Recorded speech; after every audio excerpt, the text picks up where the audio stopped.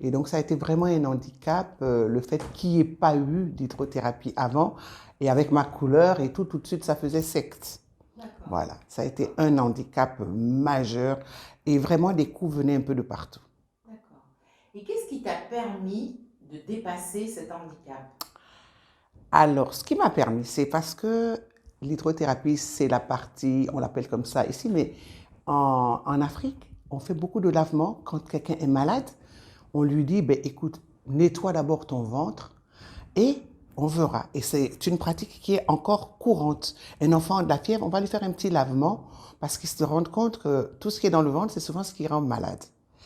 Et forte de cette connaissance de mes ancêtres, de mes parents, parce que moi-même j'ai eu à le pratiquer, on a eu à le pratiquer sur moi quand j'avais des grosses fièvres et quand j'étais pas bien, donc je me suis dit je vais continuer puisque maintenant c'est modernisé et je me suis accrochée à ça parce que j'y croyais D'accord.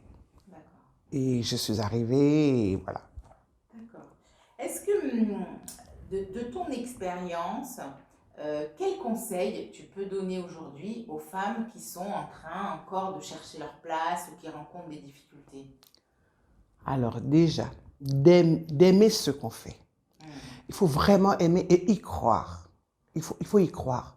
Parce que si on ne croit pas à ce qu'on fait, on ne peut absolument pas réussir parce que le moindre obstacle, on tombe. Parce que les gens seront là pour vous décourager. Ils seront là tout le temps pour vous décourager. Ouais. Et si vous... En fait, c'est parce que l'homme a tendance à toujours tenir compte du regard des autres. Oui. Et en fait, on ne s'écoute pas nous. On le fait pour le plaisir des autres. C'est comme si on faisait... Alors je dis non. Il faut avoir la conviction. Parce que ce qu'on veut faire, on veut le faire avec beaucoup d'amour. Et on va le réussir automatiquement. Il faut y croire. C'est la foi dans ce qu'on fait. Il faut y croire. Pour moi, il faut y croire. Il ne faut pas se laisser influencer. Si on le fait avec de l'amour, il n'y a aucun problème. D'accord. Merci beaucoup, Nelly.